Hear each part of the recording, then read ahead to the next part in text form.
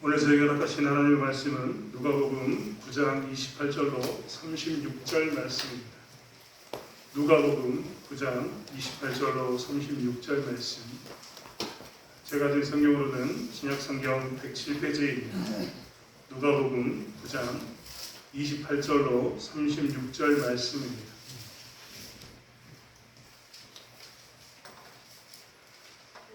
찾으셨으면 한 목소리로 함께 합독하겠습니다. 이 말씀을 하신 후 8일쯤 되어 예수께서 베드로와 요한과 야고보를 데리고 기도하러 산에 올라가사 기도하실 때에 용모가 변화되고 그 옷이 휘어져 광채가 나더라. 문득 두 사람이 예수와 함께 말하니 이는 모세와 엘리야라.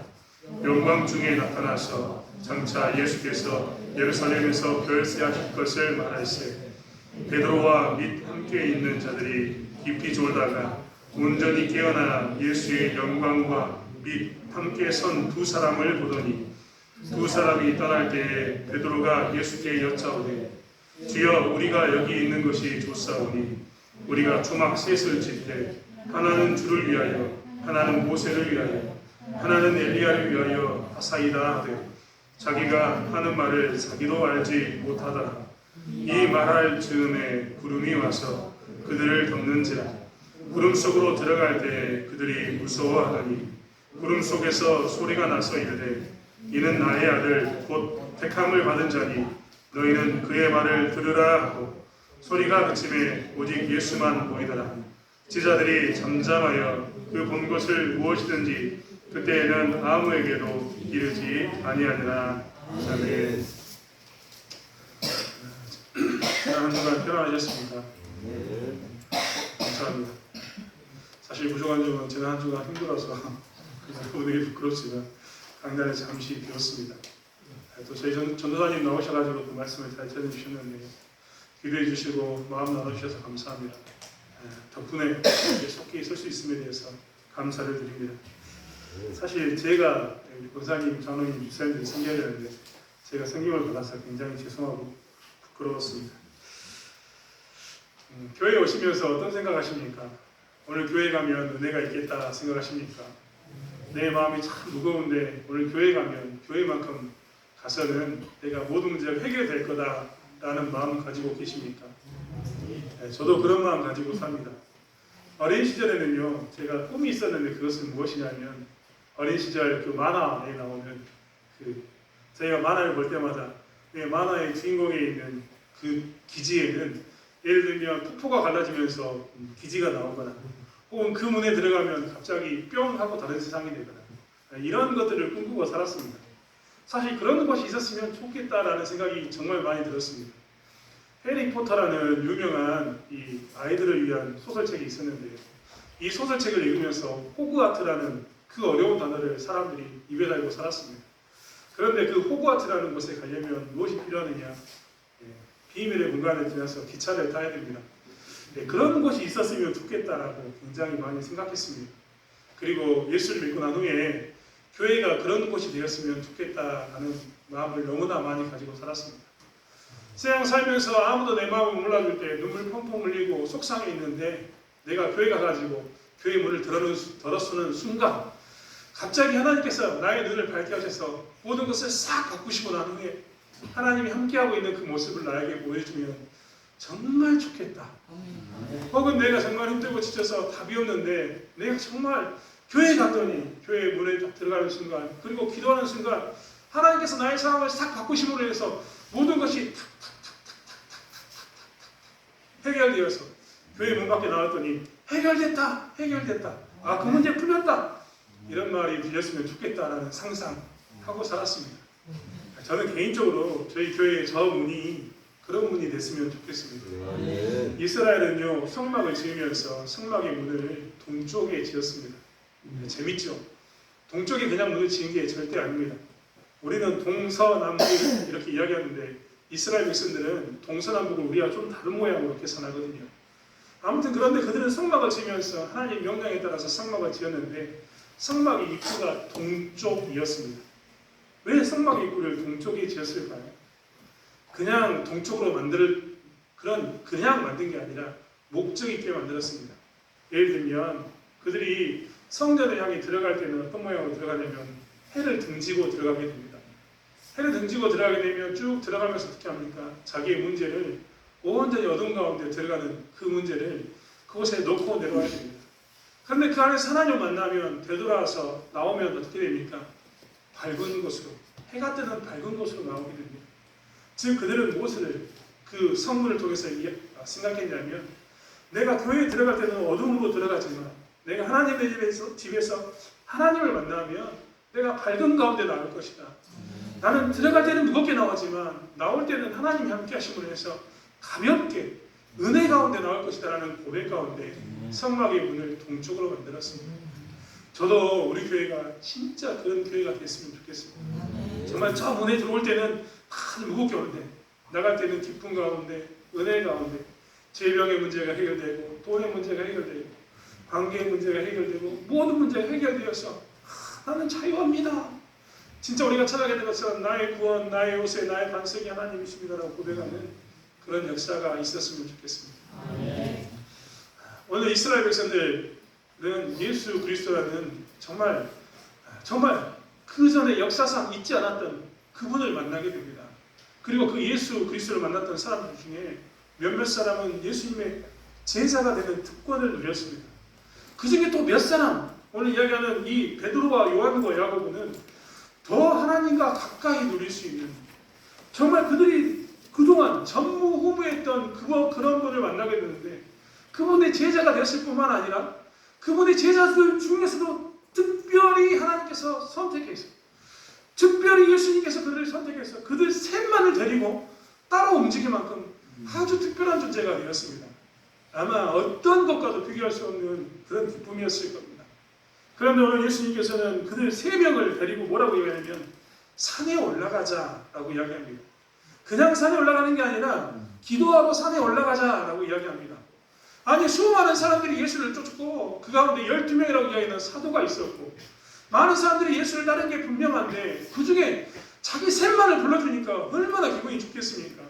또 얼마나 기대가 되겠습니까? 기도하러 가자라고 이야기하는데 어디로 가자고요? 사람들과 떨어져 있는 산으로 올라가자라고 이야기하니까 정말 특별한 이 감정을 가지고 그들은 예수를 따라갔을 겁니다. 그런데 그 땅에서 기도했더니 갑자기 예수님의 용모가 변했습니다.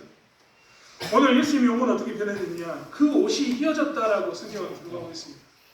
원래 옷이라는 것은요 우리가 그냥 입고 있다 편하게 입는다라고 이야기하지만 옷이라는 것은 항상 신분을 상징했습니다.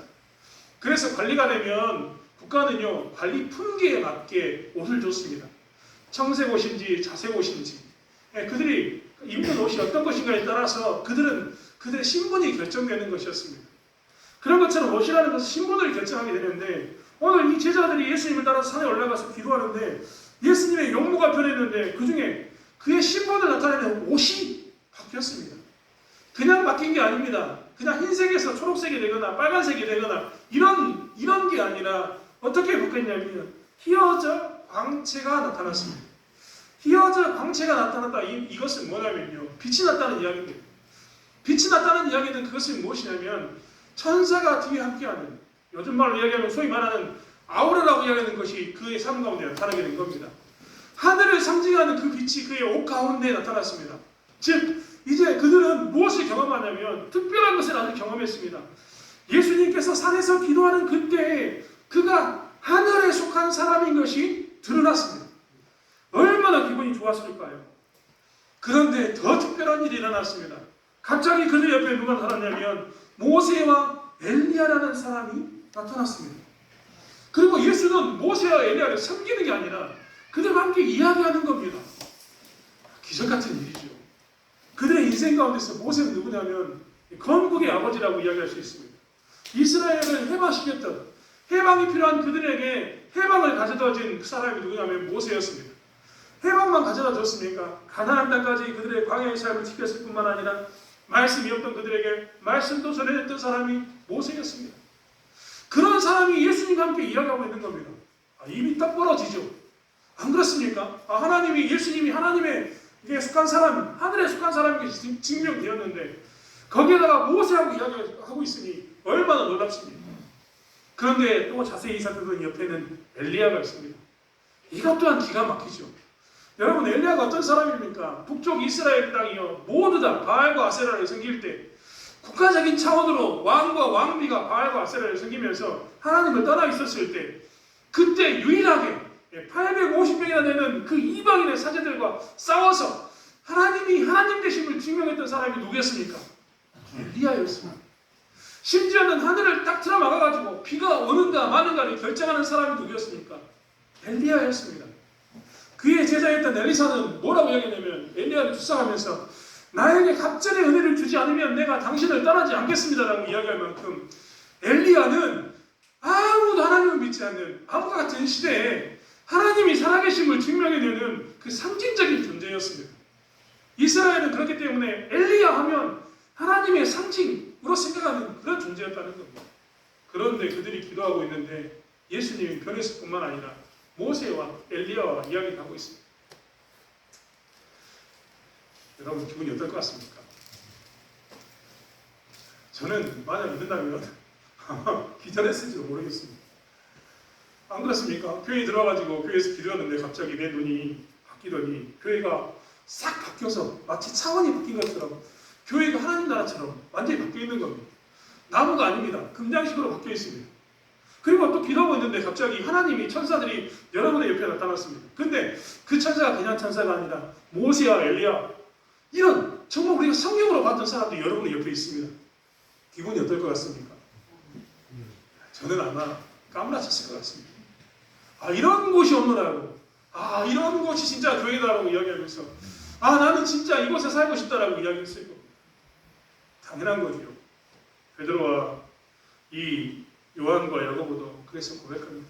주님, 초막셋을 지었으면 좋겠습니다. 초막셋을 짓고 여기 살았으면 좋겠습니다. 라고 이야기합니다. 우리가 잘 알고 있는 이야기는 이 변화산에서 예수님께서 변화된 사건은 바로 이 이야기를 이야기하고 있습니다. 오늘날 우리에게 나타난다면 황홀한 이야기, 마치 해리포터에서 말하는 차원의 문처럼, 그리고 우리가 어렸을 때 꿈꿨던 것처럼 갑자기 변하는 놀라운 광경, 이런 것들은 정말 기적일 겁니다. 그런데 오늘 말씀은 과연 그것을 이야기하고 있을까요? 오늘 놀라운 기적들이 계속해서 일어나는 이 사건들이 오늘 베드로와 이 야고보와 요한에게 일어납니다. 베드로와 야고보와 요한에게 일어나는 놀라운 사건들을 우리는 기적적으로 지금 바라보고 있습니다. 하지만 우리가 정말 조심해야 될 것은 무엇이냐면, 그런 기적이 나타나는 광경 가운데서 그 기적의 진짜 참된 본질, 의미를 찾는 겁니다. 오늘 우리 한번 말씀을 한번 볼까요? 좀 냉정한 사람이 됐으면 좋겠습니다. 기적을 잠깐 제거하고, 우리의 눈에 보이는 예수님의 형상을 잠깐 제거하고, 우리 눈에 보이는 모세와 엘리야를 잠깐 제거하고 오늘 말씀을 잠시 살펴보자는 겁니다.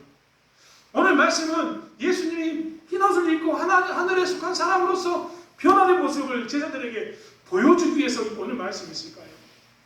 오늘 말씀은 예수님께서 놀라운 기적 가운데 모세와 엘리야와 함께 이야기하는 광경을 연출했다, 이것을 보여주기 위해서 있는 말씀일까요? 오늘 베드로와 요한과 야고보에게 예수님께서는 의도적으로 그들을 데리고 가면서 했던 이 기적이 과연 기적을 강조하는 것인지, 우리는 기적을 잠깐 제거하고 말씀을 보자는 겁니다. 28절의 말씀에 보면 이 말씀을 하신 후 8일쯤 되어 예수께서 베드로와 요한과 야고보를 데리고 기도하러 산에 올라가사라고 이야기합니다. 이 말씀을 하신 후 8일쯤입니다. 즉 오늘 이야기는 무엇에 관한 이야기냐면, 그 말씀을 먼저 선포했는데 그 말씀과 이어지는 이야기로 예수님께서 흰옷을 입으셨고 예수님께서 모세와 엘리야와 이야기하는 장면을 보이셨다라는 이야기입니다. 즉 앞에 있는 이야기와 연결되어 있는 말씀으로 그 말씀을 강조하기 위해서 그 말씀을 했는데, 혹시라도 제자들이 그 말씀에 대해서 잊어버릴까봐, 그 말씀에 대해서 잘못 오해할까봐 하나님께서는 확실한 것으로 보여주었다라고 성경은 이야기하고 있습니다. 그러면 예수님께서는 오늘 본문을 모습을 보여주기 전에 어떤 말씀을 하셨을까요? 먼저는 18절부터의 말씀은 무리가 나를 누구라고 하느냐라고 예수님이 물었던 장면이 나옵니다. 20절의 말씀은 너희는 나를 누구라 하느냐라는 장면이 나옵니다.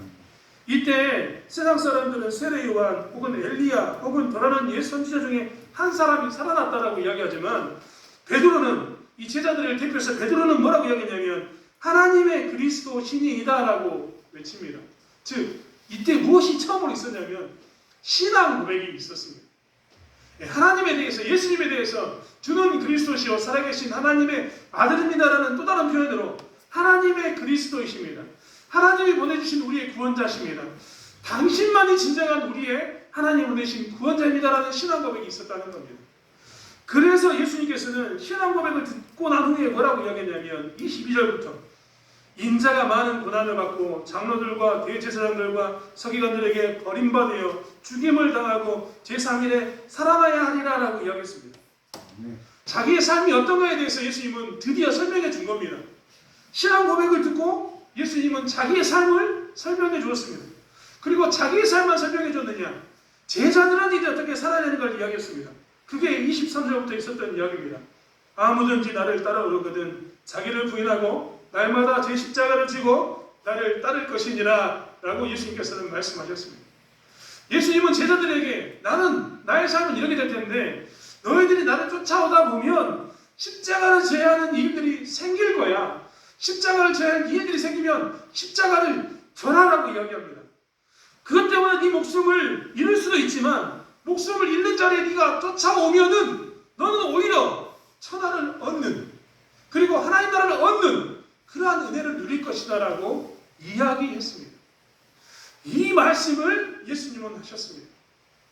그렇기 때문에 변화산에서 보였던 예수님의 흰옷을 입고 광채가 나는 사건과 모세와 엘리야를 만나서 이야기했던 사건은 이 말씀을 강조해 주기 위해서 있는 겁니다. 정말 그럴까요? 31절의 말씀을 한번 보십시오. 31절의 말씀에 보면 거기에도 이렇게 기록되어 있습니다. 영광 중에 나타나서 장차 예수께서 예루살렘에서 별세하실 것을 말하시오.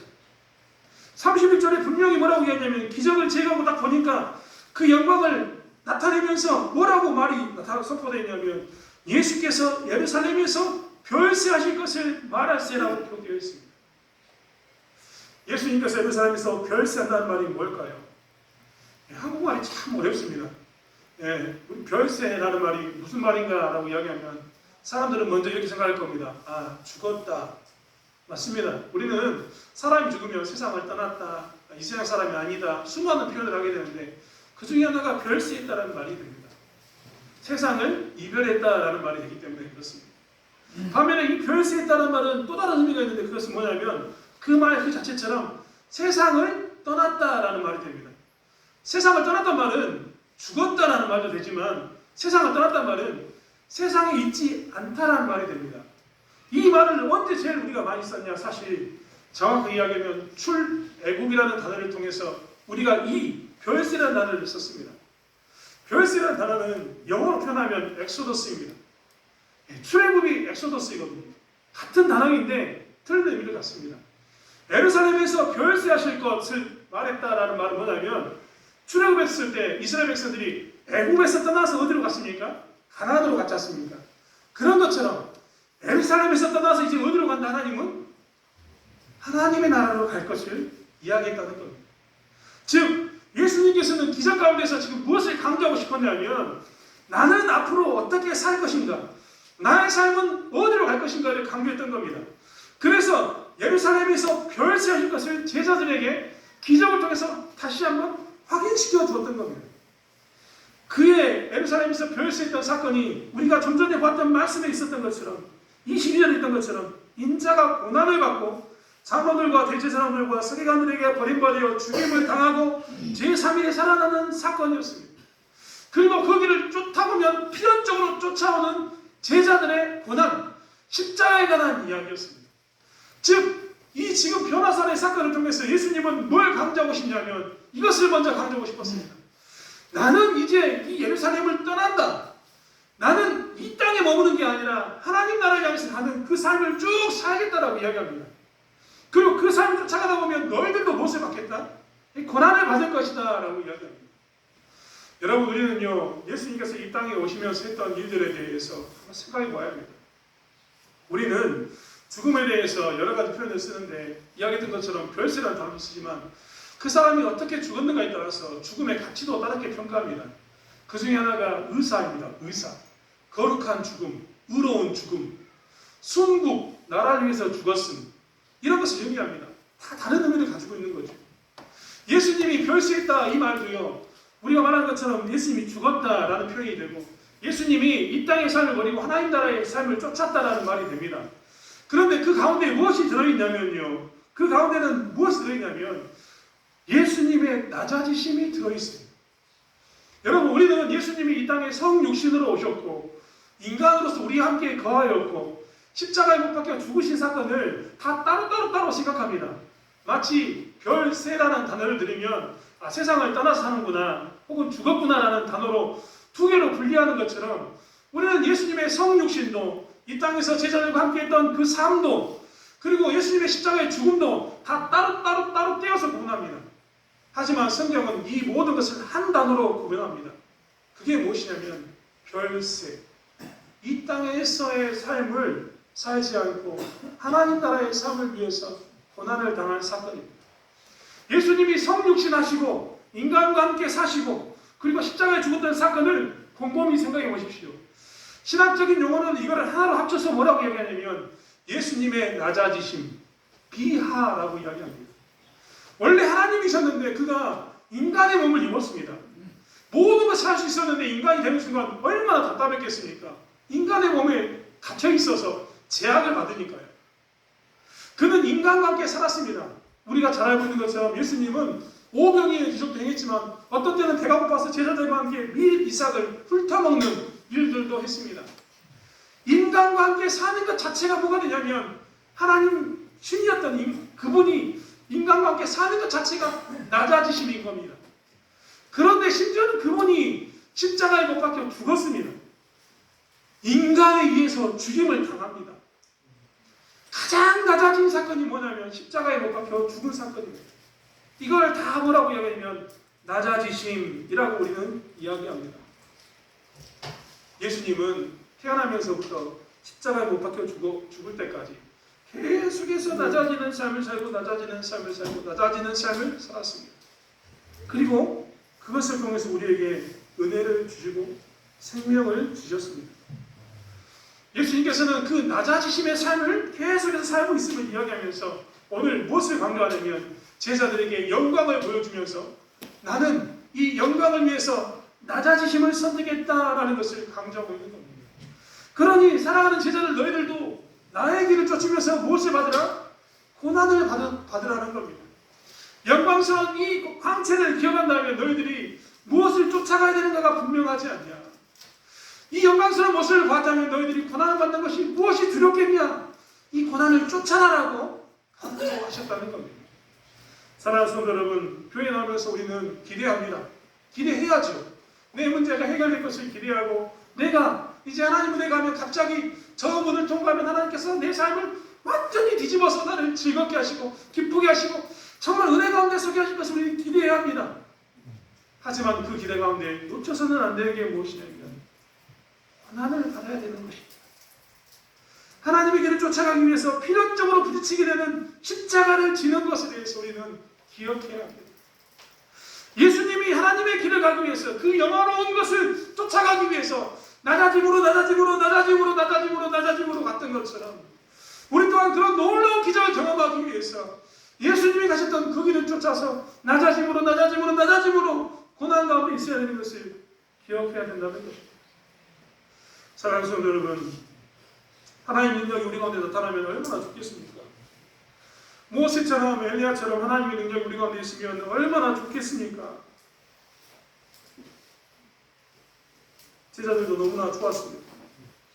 너무나 행복했죠. 그래서 그들도 외칩니다. 하나님, 예수님, 우리가 이 땅에 초막셋을 지었으면 좋겠습니다. 하나는 엘리야를 위해서, 하나는 모세를 위해서, 그리고 하나는 예수님을 위해서 지었으면 좋겠습니다. 나는 필요가 없습니다. 베드로를 위해서는 초막을 칠 필요가 없습니다. 요한과 야고보를 위해서도 초막을 칠 필요는 없습니다. 오직 지금 내가 보고 있는 이 자리에서 당신들 3명을 위한 초막을 치면 충분합니다. 나는 어떤 것도 요구하지 않겠습니다. 지금 이 상태에서 우리끼리 살게 된다면 어떤 것도 요구하지 않고 어떤 것도 상관없이 그저 초막셋을 지어서 예수님을 섬기고 모세를 섬기고 엘리야를 섬기는 삶을 살겠습니다라고 이야기합니다. 은혜로운 그 자리를 떠나게 되셔서 그들은 그렇게 외칩니다. 하지만 그들은 놓쳤습니다. 35절의 말씀에 보면 말씀은 이렇게 얘기합니다. 구름 속에서 소리가 나서 이르되 이는 나의 아들 곧 택함을 받은 자니 너희는 그의 말을 들으라 하고. 여러분, 우리는 35절의 말씀에서도 다시 한번 하나님께서 그는 나의 아들 곧 택함을 받은 자임을 강조하고 있다는 것을 보게 됩니다. 그리고 그의 말을 들으라는 것을 강조하고 있음을 보게 됩니다. 하나님께서 예수를 택한 자로 선택했던 이유는 무엇이냐면 그를 통해서 무엇을 이루기 위해서입니까? 구원을 이루기 위해서였습니다. 산 위에서 초막셋을 짓고 베드로와 야고보와 요한과 함께 즐거운 삶을, 모세와 엘리야와 함께 초막셋이 있는 그런 삶을 사는 게 하나님의 뜻이 아니라 예수 그리스도를 통해서 구원을 이루고자 하나님께서는 택하셨고 그들을 부르셨던 겁니다. 그리고 예수님을 통해서 산 아래 땅에 무엇이 있길 원했냐면 구원이 있길 원했습니다.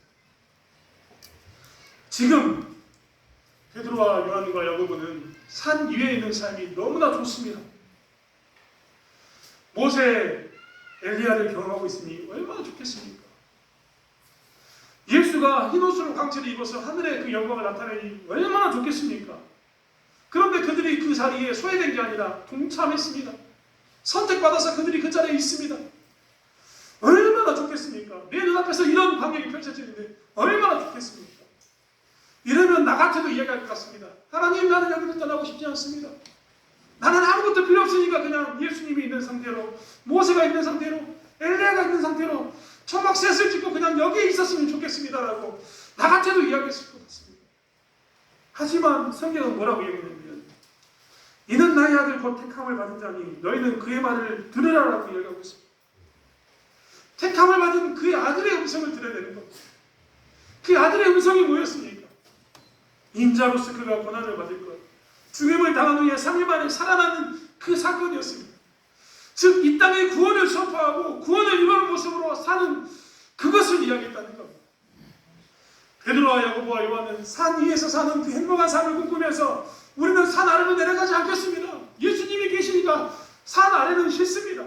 산 아래를 내려가는 순간 또 많은 사람들이 우리를 쫓아올 것이고 우리는 새벽부터 밤늦게까지 부지런히 수고하고 헌신하고 섬겨낼 것이고 대제사장과 장로들과 서기관들은 우리를 죽이려고 할 것이고 예수님은 죽는 그 끔찍한 일을 가게 될 텐데 우리가 뭐하러 산 아래 내려갑니까?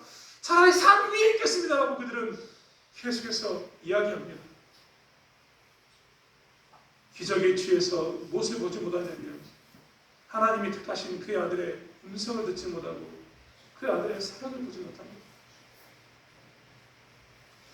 사랑하는 성도 여러분, 우리는 그렇기 때문에 오늘 말씀을 통해서 다시 한번 오늘 말씀을 기억했으면 좋겠습니다. 처음 말씀드렸던 것처럼 저는 저희 교회에서 기적이 많이 나타났으면 좋겠고 내가 꿈꿨던 것처럼 정말 놀라운 역사가 있었으면 좋겠습니다. 하지만 만약에 우리가 그 기적에 취하고 놀라운 역사 가운데 취해서 우리가 이 전에 따라서 나는 구원받았고 나는 하나님과 함께하고 있사오니 하나님 나의 생명을 데려가십시오. 하나님 이 땅에 거하는 게 좋사오니 산 아래로 나는 내려가기 싫습니다. 하나님 나는 주의 교회가 좋사오니 나의 직장으로 가는 것도 싫고 믿지 않는 남편이 있는 믿지 않는 아내가 있는 문제가 많은 가정으로 가는 것도 싫고 나는 세상에 나가면 내 동네로 나가면 사람들이 또 나를 쳐다보고 기다릴 텐데 그 자리에 가기가 싫습니다. 차라리 여기 있겠습니다. 얼마나 좋습니까? 하나님과 함께하는 게 라고 외친다면 우리는 사실 택하심 받은 하나님의 아들의 음성을 잃어버리고 있는 잘못된 모습이라는 겁니다. 우리는 산 위에 살고 싶은 게 우리의 솔직한 마음입니다. 예수님과 모세와 엘리야하고 살고 싶은 게 솔직한 우리의 감정이고 하나님 은혜 가운데서 이렇게 이 좋은 사람들과 그렇지 않습니까? 마음이 얼마나 맞습니까? 안 믿는 사람하고 있으면 내가 교회 가야 된다고 이야기하면 교회 뭐라고 하냐? 내가 헌금을 하면 돈 있어가 남는 거다. 수많은 이야기하면서 비아냥거리는데 예수 믿는 사람하고 있으면 얼마나 좋습니까? 나 아프니까 기도하자라고 이야기하면 기도 같이 해줍니다. 나 이런 문제로 나는 하나님 이렇게 바라보기 원합니다라고 이야기하면 그들이 잘했다고 박수 쳐줍니다. 세상은 조롱하는데 교회는 박수를 쳐주고, 세상은 잘못했다고 이야기하는데 교회는 같이 기도해 줍니다. 같이 울어주고 같이 기뻐해 줍니다. 내일인 것처럼 그렇게 살아줍니다. 그러니까 이 교회가 얼마나 좋습니까? 이 좋은 교회를 놔두고 내가 왜 세상에 갑니까? 하지만 그 순간 우리는 하나님의 뜻을 잃어버린 사람이 됩니다. 예수님께서는 변화된 자신의 모습을 통해서 베드로와 요한과 야고보가 세상 가운데서 고난을 당하고 십자가를 지는 것을 즐거움으로 알기를 원했습니다. 모세와 엘리야와 예수님께서 이야기하는 그 사건을 통해서, 빛난 광채를 통해서 천국을 잠깐, 하나님 나라를 잠깐 맛보게 하시고 난 후에 그들에게 여기에 영원히 살자라고 이야기하신 게 아니라, 이것을 맛본 너희들은 이제 확실하지 않느냐, 이것을 맛본 너희들은 세상에 나가서 힘들지만 어렵지만 그 산 아래로 내려가서 복음을 가지고 증인의 삶을 살아야 되고, 고난을 받으면서도 말씀 가운데 살아야 되고, 그 말씀으로 세상을 이기는 삶을 살아야 된다라고 말씀은 우리에게 이야기하고 있기 때문에, 사랑하는 성도 여러분, 우리는 천국이 목적이어서는 되지 않습니다. 우리는 천국을 누리고 살아야 되고 천국을 가지고 살아야 되지만, 천국이 우리의 최종적인 목적이 절대 아니라는 겁니다. 천국에 가는 게 우리의 목적이 아니라 하나님과 동행하는 삶이 우리의 목적이기 때문에 천국이 우리에게 따라오는 겁니다. 그렇다면 이것을 하는 우리들이라면 천국을 맛봤다고 즐거워서 산 위에 사는 삶을 취하는 것이 아니라, 하나님과 동행하는 삶이라면 산 아래의 삶을 사는 것, 그것을 향해 나가는 것이 우리의 삶인 것을 고백하고 살아야 될 줄 믿습니다. 교회 나오면 즐거운데 왜 세상으로 가야 되는가? 왜 하나님은 나를 세상 가운데 남겨두셨는가? 수많은 고민이 되겠지만, 우리는 다시 한번 우리의 십자가를 기억하면서, 하늘의 영광을 기억하면서 십자가를 바라보고, 예수님이 변화된 모습을 기억하면서 십자가를 바라보고, 모세와 엘리야를 기억하면서 십자가를 바라보면서 이 땅에서 택하심을 받은 예수 그리스도의 사역을 증거하고 구원을 선포하는 삶 가운데 나가는 저와 여러분이 되길 원합니다. 하나님은 우리를 부르시고 우리를 통해서 세상이 하나님 나라를 맛보기를 원하신다는 것을 기억하면서 증인의 삶을 살아가는 저와 여러분이 되길 원합니다. 기도하겠습니다. 하나님, 우리는 무엇을 향해서 나가고 있습니까?